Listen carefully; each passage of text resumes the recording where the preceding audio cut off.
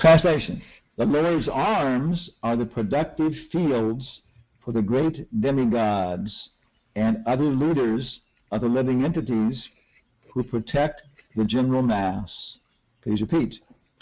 The Lord's arms, The Lord's arms are the productive fields are the productive fields for the great demigods for the great demigods and other leaders of the living entities and other leaders of the living entities who protect the general mass. who protect the general mass.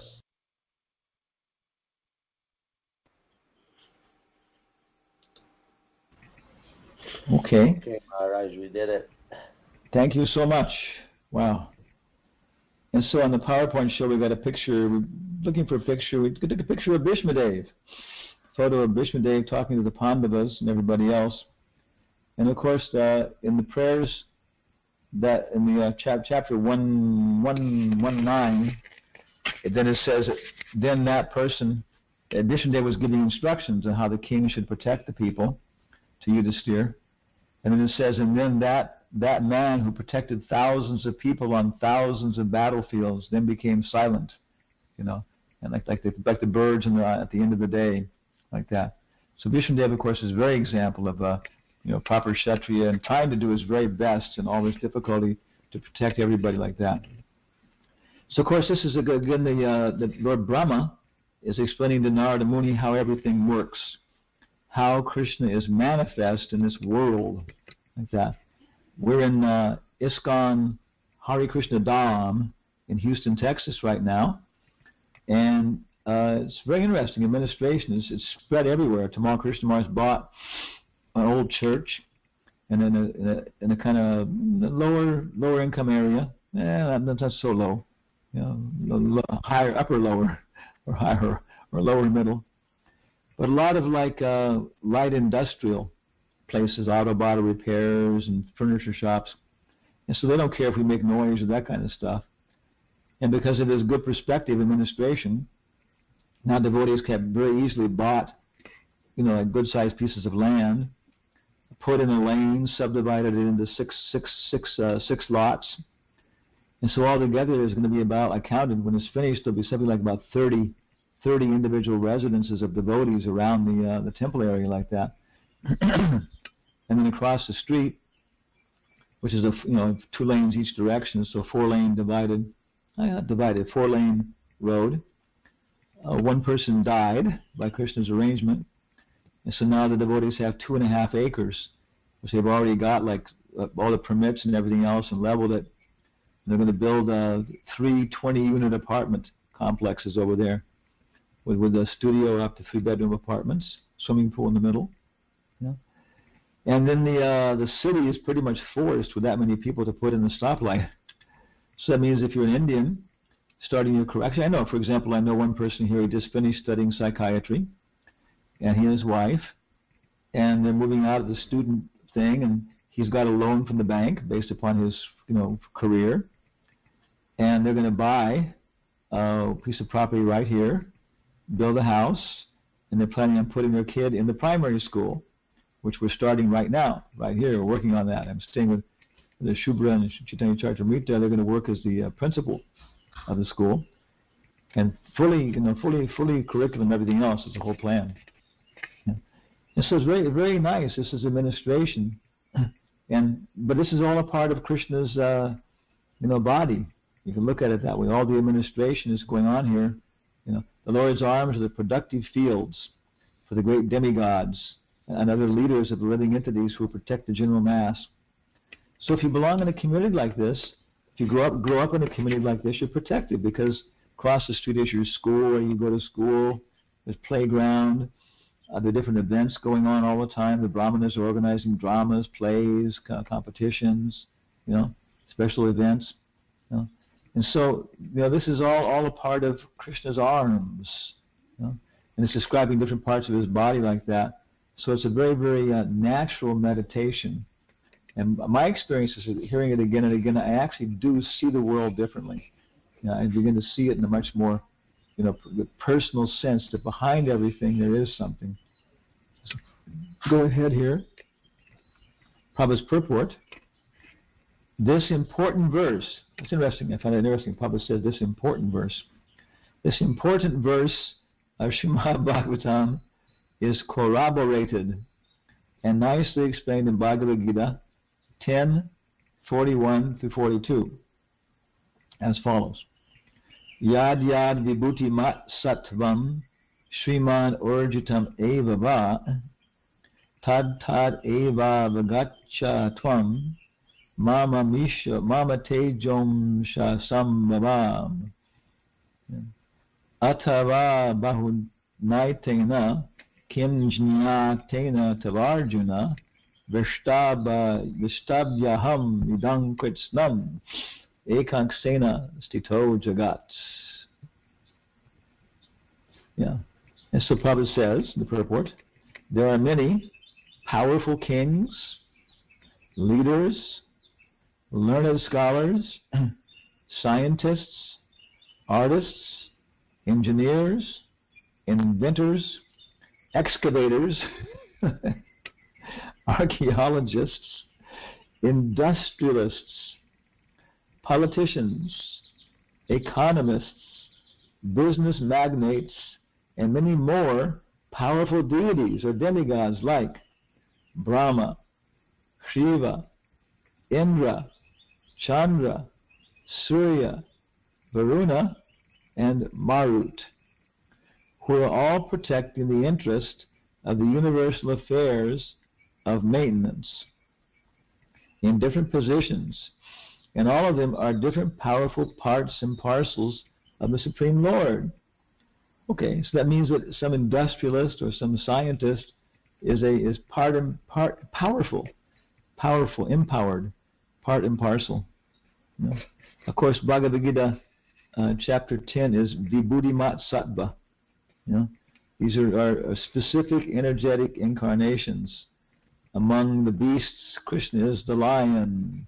Among mountains, he is Meru, like that. You know? So Prabhupada continues, the Supreme Lord Sri Krishna is the father of all living entities who are placed in different high and low positions according to their desire or aspirations. And some of them are particularly mentioned above. Some of them, as particularly mentioned above, are specifically endowed with powers by the will of the Lord. A sane person must know for certain that a living being, however powerful he may be, is neither absolute nor independent. All living beings must accept the origin of their specific powers as mentioned in this verse. If they act accordingly, then simply by discharging their respective occupational duties, they can achieve the highest perfection of life, namely eternal life, complete knowledge, and inexhaustible blessings. As long as the powerful men of the world do not accept the origin of their respective powers, namely the personality of Godhead, the actions of Maya, illusion, will continue to act. The actions of Maya are such that a powerful person, misled by the illusory material energy, wrongly accepts himself as all in all and does not develop God consciousness. As such, the false sense of egoism, namely myself and mine, has become overly prominent in the world, and there is a hard struggle for existence in human society. So as a graphic here, we have a picture of Lord Indra, and he's, of course, really the best example of a powerful person in the material world.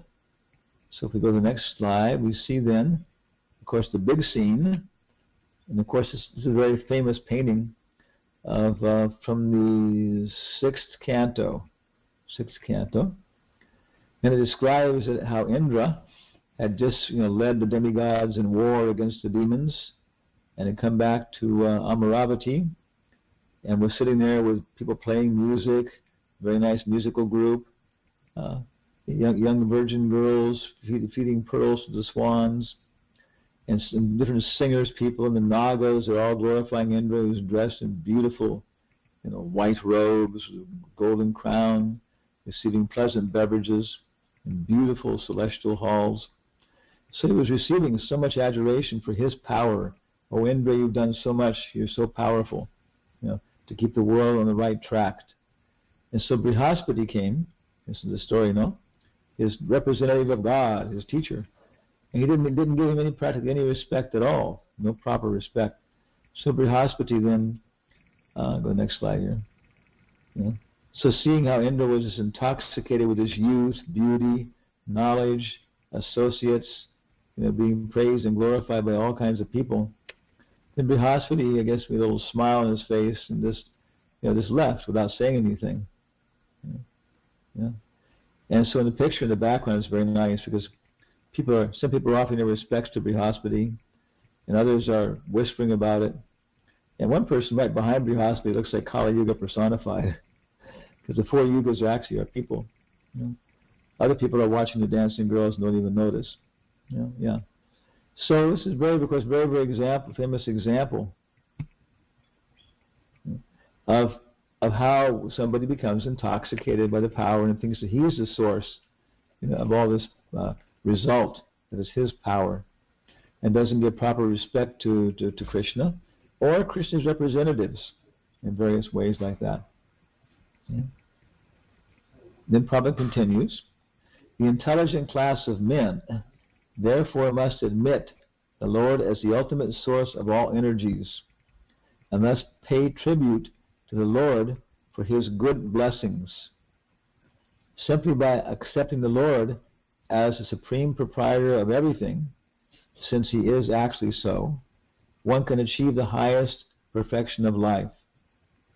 Whatever a person may be in the estimation of the social order of things, if a person tries to reciprocate a feeling of love towards the Supreme Personality of Godhead and is satisfied with the blessings of the Lord, he will at once feel the highest peace of mind for which he is hankering life after life. So here's a very nice, formula, right? Of course, the other formula is Bhoktaram Yagnatapashyam Sarvaloka Maheshwaram Suhidam Sarvadehinam Nyatmamam Shanti Mrichati. So, whatever a person may be, one has to pay tribute. So there's the Bhoktaram Yagnatapashyam. One has to perform tapasya.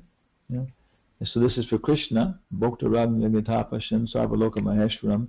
He's the proprietor of all the worlds. And then Prabhupada kind of expands it by saying, a person tries to reciprocate a feeling of love towards the Supreme Personality of Godhead. Because that verse is a little bit mechanical. Bhoktaram Yagnatapashyam Sarvaloka Maheshwaram Suhridam Sarvadehinam. So maybe there, Suhridam and Prabhupada saying it's more than just a friendly attitude. It's actually somebody who really wants you to do well, like that. Not just being friendly, but he actually is hoping for your welfare and stuff like that, and so on. Well-wisher. And then Prabhupada said we feel the highest peace of mind for which he's hankering life after life. And Prabhupada goes on to say, peace of mind, or in other words, the healthy state of mind, can be achieved only when the mind is situated in the transcendental loving service of the Lord. The parts and parcels of the Lord are endowed with specific powers for rendering service unto the Lord, just as a big business magnate's sons are empowered with specific powers of administration. The obedient son of the father never goes against the will of the father, and therefore passes life very peacefully in concurrence with the head of the family, the father. So a picture of Krishna and Balaram And of course, every day, Krishna and Balaram or somebody had to take the cows out, for pasturing, like that, And it says that every single cowherd boy had thousands of cows under his protection, and he was attentive to all of them. So then probably cowherd boys and cowherd boys assisting cowherd boys in different ages and different groups, like that. Probably there's no better system of management than Krishna and his friends managing all the cows and different hierarchies and decisions and stuff like that. And so everybody is empowered with specific abilities. Something that's striking me again and again is that every single jiva soul is created for a specific purpose by a specific nature. And so there's no duplication. So we have no fear that anybody is going to surpass our service in some respects, because nobody can, because we're all individual, And so therefore, when we're not doing our service, then there's some lack in Krishna's complete ability to enjoy in that sense. So we should all, as quickly as possible, get back to the spiritual world, get back to our service. And of course, it's also ever expanding. As that Krishna is expanding his potency, we can also discover newer and newer things about our service abilities and the kind of service we can render. So the whole world is expanding. Our hearts should be expanding. So the Rasa Lila can expand. And where to? Well, it can expand into our heart, like that. So when this harmony is there, Prabhupada says the same thing, we live peacefully. So I don't know exactly where the word peaceful is coming from. It's not in the translation, like that. But Prabhupada is emphasizing it a lot here. And then Prabhupada finishes by saying, similarly, the Lord being the Father, all living beings should fully and satisfactorily discharge the duty and will of the Father as faithful sons. This very mentality will at once bring peace and prosperity to human society. Good. So actually I was thinking it's a very simple purport, in some ways, and the whole perspective is actually quite simple. You have a picture here of a cornucopia with fruit and nuts, pecans and squashes and a pumpkin pie, like that. So if we're actually, conscious of all these things in a very personal sense, the way the Bhagavatam is presenting these things, then it will be feel a lot of satisfaction. There's a very, very good book we quote a lot from, Quantum Questions by Ken Wilber, and it's an anthology of the different philosophical statements of different, founders of modern physics: Heisenberg, Eddington, Schrödinger, de Broglie, Einstein. And Eddington, whose declaration appears to be that Einstein said he's one of the two, that he and Eddington are the only two people that can really understand his theory of relativity. And he's a very close friend in a very practical sense. And also a very well-published and honored scientist in his own right. And a Quaker, as far as I know.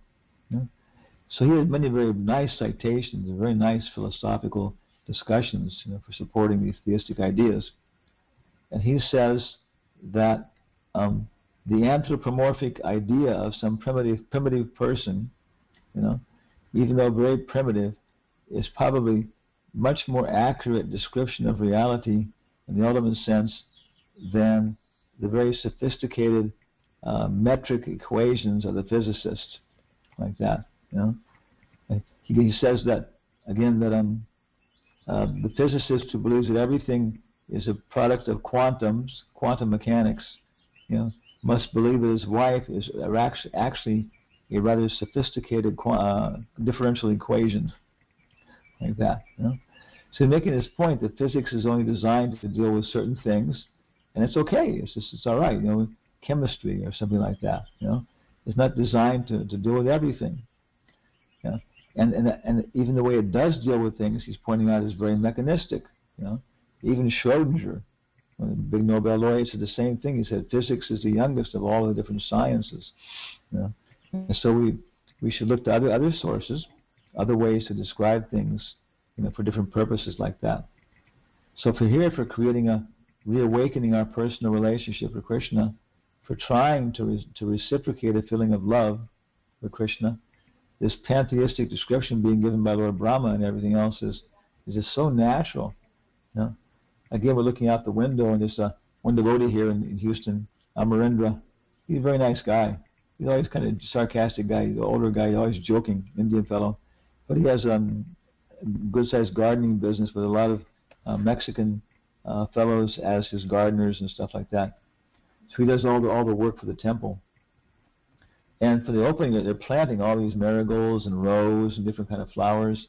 And I was remembering the Prabhupada says in Kali Yuga that the flowers are the jewels. So it is. It's like the whole place is decorated with jewels, and it's just very, very well selected.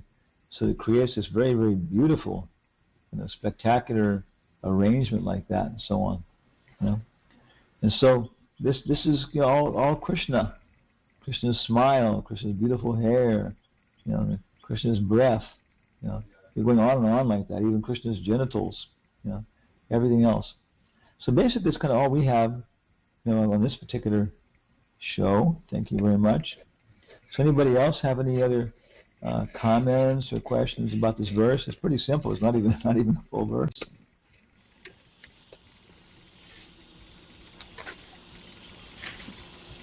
Maharaj, I have a question.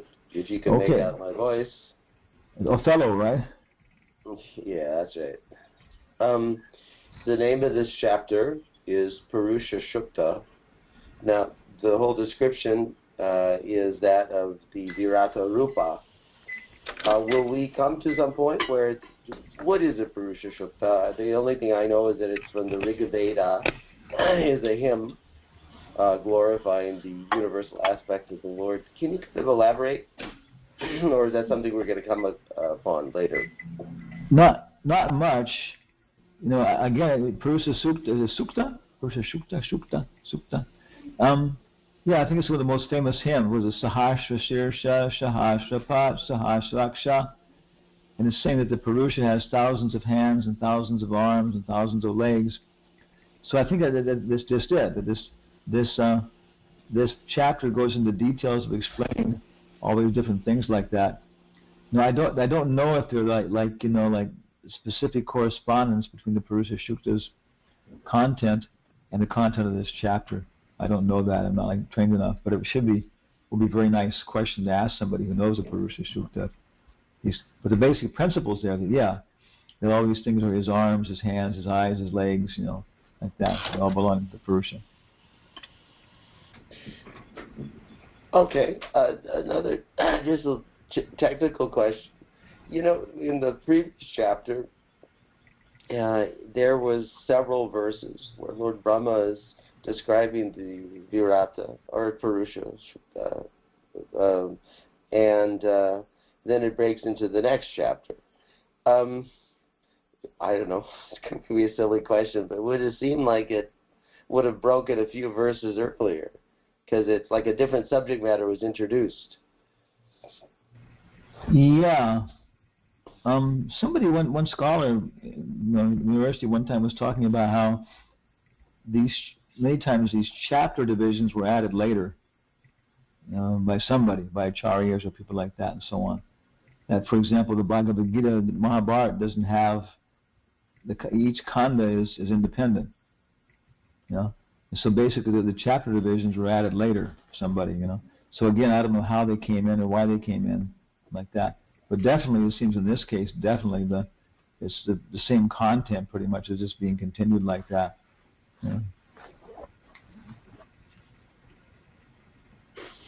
Okay, just a couple of technical questions I had to try to understand a little better. Yeah.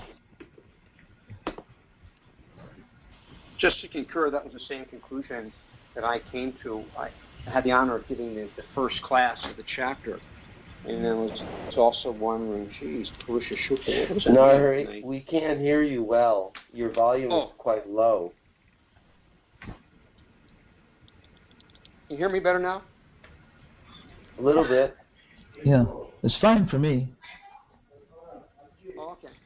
I was just concurring that when I gave the noise in the background there.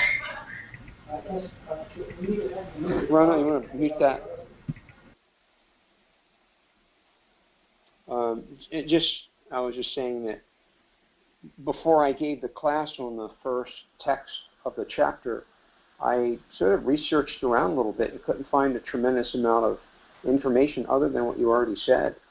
Is that Purusha Sukta appears to mean or refer to the universal, the material form of the Lord, and in this cosmic manifestation. In the whole first part of the chapter, they're all verses that sort of support and give a variety to the other descriptions of the Virata Purush. So that's really all I could come up with from my sort of concern about that as well. It's kind of nice revisiting the universal form. It seems every time we talk about it, it becomes more a part of my life.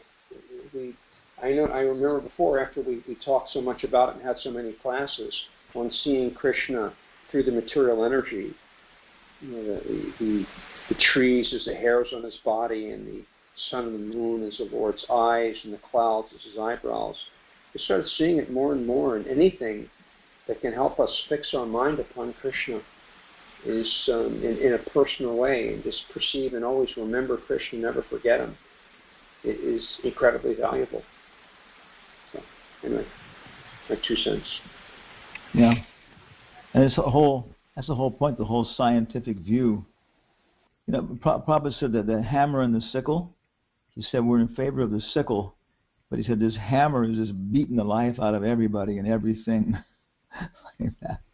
So industrialization and the way science is being done usually, it does that. It makes everything just so impersonal, tasteless,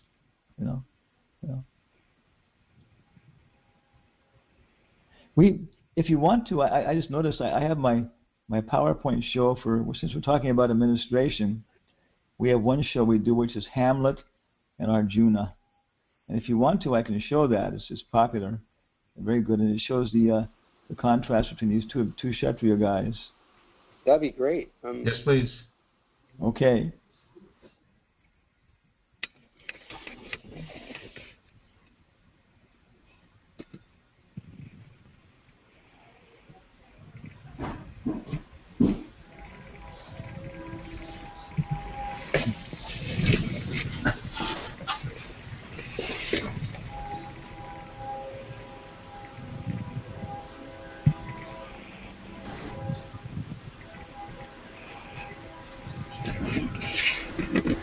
To households both alike in dignity, in fair Verona, where we lay our scene, from ancient grudge break forth to new mutiny, and civil blood makes civil hands unclean. And now the great conch shell is blowing on the railroad track behind us, so we'll wait 1 second here. Okay. Yeah. And civil blood makes civil hands unclean. 2 princes, Hamlet and Arjuna, Personal Reflections on Civil Life and Social Order, by ourselves, 2009. Can we say possibly that the 2 most famous works of literature in the world, East and West, are the Bhagavad Gita of Vedavyas and Hamlet of William Shakespeare? They are not superficial shows of godless energy. They are both works of deep cultural and philosophical significance. They touch us where life means the most, in our social and psychological worlds. As Arjuna said, "My dear Krishna, seeing my friends and relatives present before me in such a fighting spirit, I feel the limbs of my body quivering and my mouth drying up. O Janardhan, although these men, their hearts overtaken by greed, see no fault in killing one's family members or quarreling with friends, why should we, who can see the crimes in destroying a family, engage in these sinful acts. Bhagavad Gita 128:37. And our Hamlet says, "Oh, that this too solid flesh would melt, thaw, and resolve itself into a dew, or that the everlasting had not fixed his cannon against self-slaughter. O God, how weary, stale, flat, and unprofitable seem to me all the uses of this world. Time is out of joint, O cursed spite, that I was ever born to set it right." So both Hamlet and Arjuna are faced with this problem of civil war, civil chastisement, and neither of them wants to deal with it. Ontology, the ultimate nature of things. And of course we have a little fellow here sticking his head outside the cosmos. And this is very interesting because this cosmos, again, is very, interesting. Outside is being portrayed as little machines running this way and that way. And they still have a very personal feeling to them. And inside the material sphere, we see the manifestation, but it seems to be saying, this medieval painting, that behind this there is a very organized and mechanized machinery, which makes it all work. Yeah. So the very beginning, from Shakespeare, we had the play As You Like It. Of course, we have Bhagavad Gita as it is, but Shakespeare has As You Like It. Act 2, Scene 7. Jock says, "All the world's a stage, and the men and women therein mere players. They have their entrances and their exits. And one man in his time plays many parts, his acts being 7 ages.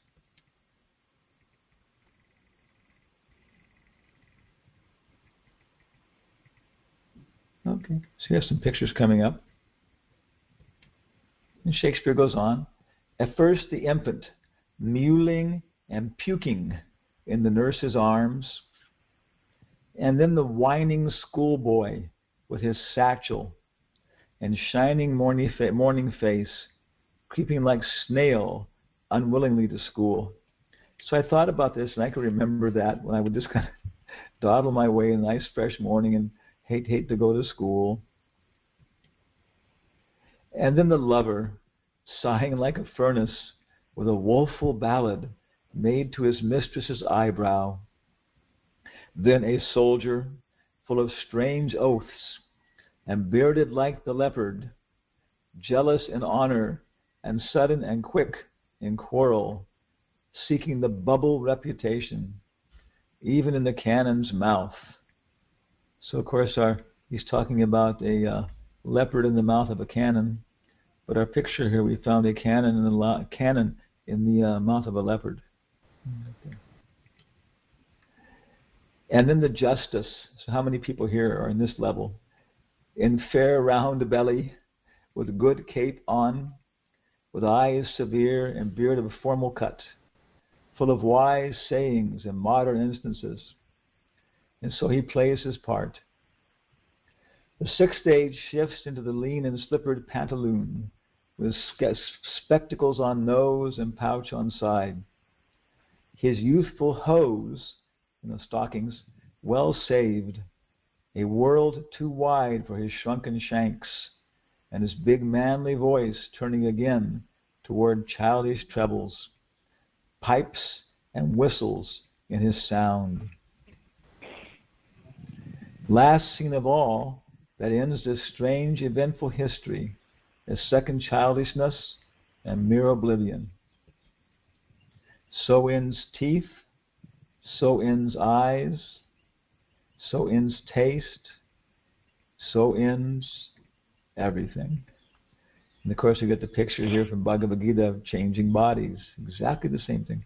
This changing bodies, Shakespeare illustrates it so nicely, for a Western audience. And it's in Bhagavad Gita. And also Solomon, I also see that King Solomon also uses the same thing. So it's a very important preaching tool, changing bodies. Arjuna, as the embodied soul continually passes in this body from boyhood to youth to old age, the soul similarly passes into another body at death, A sober person is not bewildered by such a change. We are the passengers. We are the passengers who rides. We are the passenger who rides the vehicle of this body. But at the time of death, when the vehicle is finished, we are not finished. Difference: donkey and the rider. It's clear to Arjuna, but is it clear to Hamlet? Hamlet. To what base uses we may return, Horatio? Why not imagination trace the dust of Alexander till you find it stopping up a bunghole? Bunghole is a hole in a barrel. Horatio. 'Twere to consider too curiously to consider so. Hamlet. No, faith, not a jot. Alexander died. Alexander was buried. Alexander returned into dust. The dust is earth. Of earth we make loam. And why of that loam, whereto he was converted, might they not stop up a beer barrel? Imperious Caesar turned dead and turned to clay, might stop a hole to keep the wind away. Or that earth which kept the world in awe should patch a wall to expel the winter's flaw. But soft, soft, aside, here comes the king. Hamlet seems a little confused about the difference between the body and the soul. But when he meets the ghost of his father at the beginning of the action, we see how he views the life of the soul after the dust has returned to dust. Hamlet. Angels and ministers of grace defend us. Be thou a spirit of health or a goblin damned, bringing with the airs from heaven or blasts from hell. So in the beginning of the play, he sees us up in the parapets with frozen ice. At night he sees his father's ghost, and he says this to the ghost. Thou comest in such a questionable shape that I will speak to thee. I'll call thee Hamlet, king, father, royal dame. Oh, answer me, let me not burst in ignorance, but tell me why the sepulchre wherein we saw thee quietly inurned hath opened its ponderous jaws and ponderous and marble jaws to cast thee up again. What may this mean? Horatio. It beckons you to go away with it. Somebody's microphone is howling there with the wind. As if it some impartment did desire to you alone. Horatio. Look, with what courteous action it waves you to be more removed, but do not go with it. Horatio. No, by no means. Hamlet. It will not speak, then I will follow it. Do not, my lord. Why? What should I fear? I do not set my life at a pin's fee, and for my soul, what can it do to that? Being a thing immortal as itself. It weighs me forth, I'll follow it. Okay. So in the beginning it seems that, within Shakespeare of the West, we do find that people had some perspective that we do change bodies. We can see that, and at the time of death, the soul, at least the way Hamlet's presenting it here, does remain and does become immortal. So now, ontology, we go to the next point. What determines that destination? In comparing Hamlet and Arjuna. And a picture here, of course, we have all these different destinies. The virgin, the queen, the fool. Bhagavad Gita 8:6. Whatever state of being one remembers when he quits his body, O son of Kunti, that state he will attain without fail. And the king's state of consciousness. O king, the king says, O my offense is rank. It smells to heaven. It hath the primal eldest curse upon it, a brother's murder. Pray can I not, though inclination may be as sharp as will, my stronger guilt defeats my strong intent. But what if this cursed hand were thicker than itself with brother's blood? Is there not rain enough in the sweet heavens to wash it white as snow? Where to serves mercy, but to confront the visage, the face, of offense? And what's in prayer but this twofold mercy, to be forestalled ere we come to fall, or pardoned being down? Of course, in Nectar of Devotion it says that devotional service is prophylactic and antiseptic. It does these two things. It keeps us from falling, and once we're falling, then it can purify us. So by prayer, the conclusion is we can become free from simple reactions and change our future. Then the king goes on. Then I'll look up. My fault is past. But, I'm still possessed of those effects for which I did the murder. My crown, my own ambition, and my queen. May one be pardoned and retain the offense? Help, angels, make a say. Bow stubborn knees, all may be well. And so here we see the 10th offense. He's maintaining material attachments. He's asking about this. Now Hamlet comes in. Dun, dun, dun, dun, dun, dun, dun. So he sees him from behind a curtain or something like that. Now might I do it pat while he is praying. And so he starts to pull his little sword out. And so he goes to heaven. And so I am revenged? That would be scanned. A villain kills my father, and for that I, his sole son, through this same villain, send to heaven. Oh, this is higher in salary, not revenge. He took my father grossly, full of bread, with all his crimes broad blown as flesh as May. And am I then revenged to take him in the purging of his soul when he is fit and seasoned for his passage? No. Yum yum varpi smaram babam.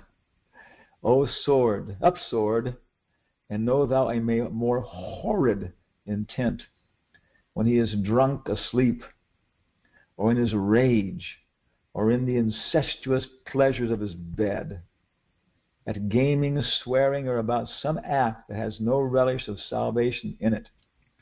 Then trip him, that his heels may kick at heaven, and that his soul may be as damned and black as the hell whereto it goes. So Hamlet knows the philosophy pretty good. Yum yum bapi smaram bama. But he's going to use it for his own purposes. The king rises and leaves. King, my words fly up, my thoughts remain below. Words without thoughts never to heaven go. That's very nice. Okay? So it's the inattentive chanting, maintaining offenses, like that. But they both have this point that just by Shravanam Kirtanam and by Bandhanam, that one can become purified and change his destination.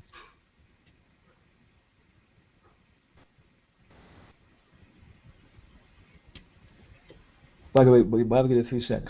One who restrains the senses of action, but his mind dwells on sense objects, certainly deludes himself and is called a pretender.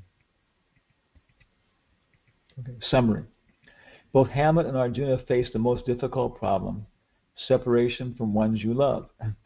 They both know that the body is a machine made of matter that will perish. They both know that our consciousness at the time of death determines where the immortal soul will go. Arjuna understands reincarnation. Hamlet seems to think that the self may be the body. They both know that prayer can save us if it is accompanied by proper action. So there are many other comparisons in Bhagavad Gita and Hamlet. Of course, the most famous one, of course, is the phrase "to be or not to be." That is the question. Because that's the whole thing about what is the basis for action.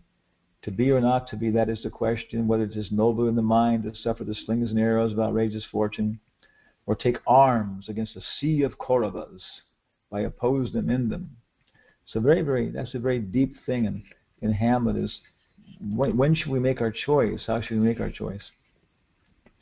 But there's also, and then finally he has to think about what is destiny.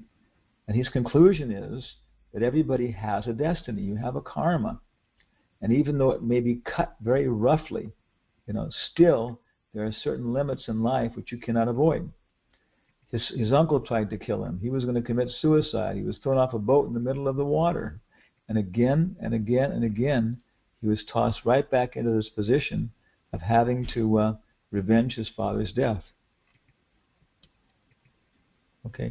And the other one then is about remarriage. So we'll go into that one a little bit more and finish off. Because Bhagavad Gita, Hatsuduta told us that Prabhupada said, you can teach Shakespeare in the Gurukula. And for Western people, it's such a powerful way to communicate Varna Ashram. So some friends come to the castle in Dunsinore, some players that he knows, and he says, can you put on this play? And they say, yeah, we can do that. And he said, can you add these lines? So he adds he has an exact presentation of how the ghost told him that his uncle murdered his father. And he's going to watch the reaction of his uncle. And also his mother, he's going to include a little section for his mother there. So in the play, the queen says, so many journeys may the sun and moon make us again count ere love be done. But woe is me, you are so sick of late, so far from cheer and from your former state. Now what my love is, proof hath made you know, and as my love is sized, my fear is so. King, faith, I must leave thee, love, and shortly too. My operant powers their functions leave to do. And thou shalt live in this fair world behind, honored, beloved, haply one as kind. For husband thou shalt, oh, confound the rest. Such love must needs be treason in my breast. In second husband let me be accursed. None wed the second, but who killed the first. It's heavy. We had in Spanish one of our disciples, a Kangi, she's a professional actress, and she was starting to do this, and she broke down. It gets so intense here, Okay, Hamlet, Wormwood. He's on the side here. Let's change the wedding cake there. Okay. Player King. The instances that second marriage move are base respects of thrift, but none of love. A second time I kill my husband dead, when second husband kisses me in bed. King. I do believe you think what now you speak, but what we do determine oft we break.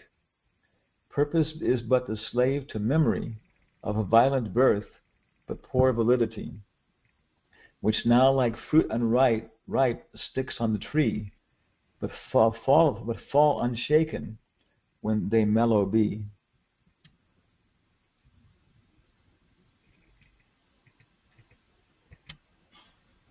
Player Queen. Nor earth to give me food, nor heaven light, sport and repose lock from me day and night. To desperation turn my trust and hope, and anchor's cheer in prison be my scope, if once a widow ever I be wife. Hamlet to his mother, the real queen. Madame, how like you this play? Queen, the lady protests too much, methinks. Okay. And there's this section here. Okay. Hamlet sees his friend Horatio coming, and he says, I am very glad to see you. Good even, sir. But what in faith makes you from Wittenberg? Horatio. My lord, I came to see your father's funeral. Hamlet.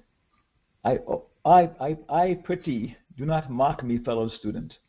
I think it was to see my mother's wedding. Horatio. Indeed, my lord, it followed hard upon. Thrift, Horatio.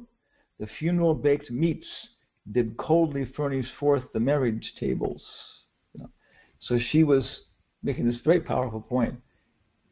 She got married to her brother-in-law and was in bed with him, before the prasad, the Sunday feast, was too cold to be served out on Monday morning for breakfast. So very, very nice discussion of fundamental ontological questions, but also then going to these very, very practical things in terms of varna, ashram, dharma, and very potent, for communicating to Western audiences. Of course, this is a big topic amongst our own community of Vaishnavas about second marriage and all these kind of things like that. And when is it proper, when is it improper? Yeah. Okay, so Arjuna has a very nice discussion, which from Bhagavad Gita, about how when ladies are not protected, they tend to fall into so much adultery, and dynasties are destroyed, and everything goes to hell. And then the person who arranges this goes to hell forever. Yeah. So finally, we finished off with this quote here. He who does not listen to the wisdom of the past will live like a blind man in the present. Thomas Brown. And then we have Bhagavad Gita, and we distribute them, in the programs like that. And we usually get very good, robust sales of Bhagavad Gita and everything else like that. So thank you very much for a little presentation on Kshatriya life. And I don't know if any more final questions, comments, complaints. No, that was great, Maharaj. Thank you for doing that.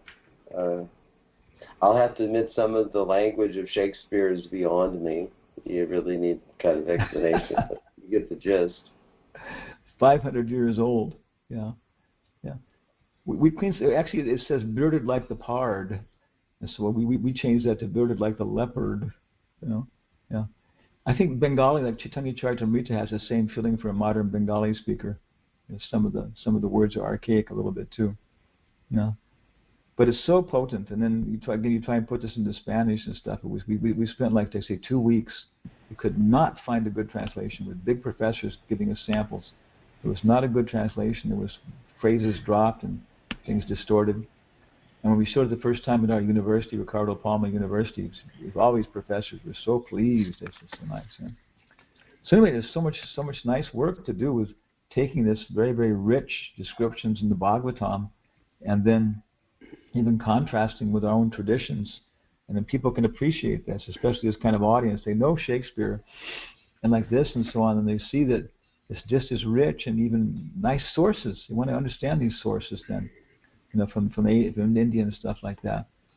And this kind of knowledge becomes motivated, and people want to hear it, and they're exchanging it. And that becomes the talk, not like, the greatest movie this week is Spider-Man 2. One of our friends, devotee, my disciple, his son, was invited to go to a birthday party, and the parents were paying for all the kids to go to see Spider-Man 2. He didn't want to go, but he went. And we picked him up, and when he came out, he was waving goodbye to his friends and stuff, And I asked him what the plot was, and he said it was this stupid, like that. And the only thing about it was the special effects. Other than that, there was nothing almost at all sophisticated whatsoever in the feeling, the message, or the sentiment, or anything else. And that's one of the best popular movies ongoing. So there's a whole big scope here to read have these classes, and start to translate them into puppet shows, and then later into whole movies. And take the ideas into modern format and everything else like that. One of my favorite quotes, can I be heard okay? Yeah. One of my most favorite quotes that you quoted early on when you were speaking of Shakespeare, which I use a lot, is, I think everybody really gets this one: the world is but a stage, and we are all but players. And then the two that follow is that we play many different roles. So to me, that's like, dehinos menyata dehe komaram yalvaram jara. We play the role of a child, we play the role of an adolescent, we play the role of a young man, a middle-aged man, an aging man, a dying man. We play all these roles. And then many entrances and exits that we come, and there's many different lifetimes. To me, that's really powerful and really clear. And the thing is that with Shakespeare, his words, if you maybe modernize it a little bit, like the first stage is the infant mewling and puking in his mother's arms. Wow, it was so, And then like I said before too, is Solomon, and his in the Bible someplace, I saw it, I wish I knew where it was. He uses the same example, the changing bodies like that in different stages. And also for Shakespeare, there's a lot of illustrations. People have illustrated that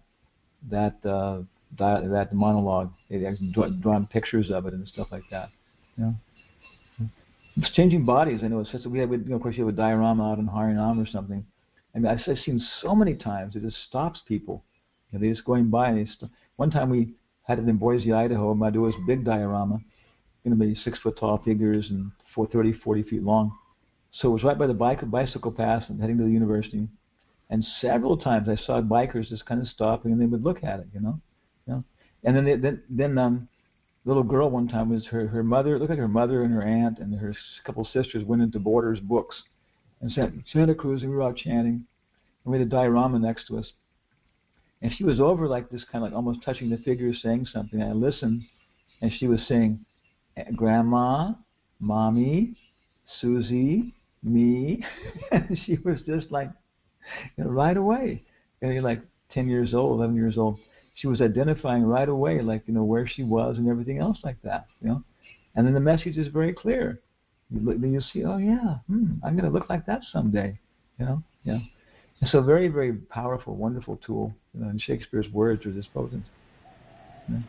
I've actually used Shakespeare's words a couple times in political situations, but snuck them in, and they really wake people up. And it's not just like a mechanical learning process. If we put out a diorama that's the intention of the Vaishnavas is to bring people into Lord Chaitanya's movement and to be an instrument in that way, then there's Lord Chaitanya in their hearts, Krishna in their hearts, is going to give them lots of extra help to get it. Yeah. We can do almost nothing on the outside, and still they'll be nodding with full realization. I've seen that. Yes. Just everything. Wasn't me. Yeah. Someone put on the chat. Somebody put a site here. Citation. Looks like changing bodies. Demigods, Maharaj. Can I switch the channel back to the purport today? Yeah.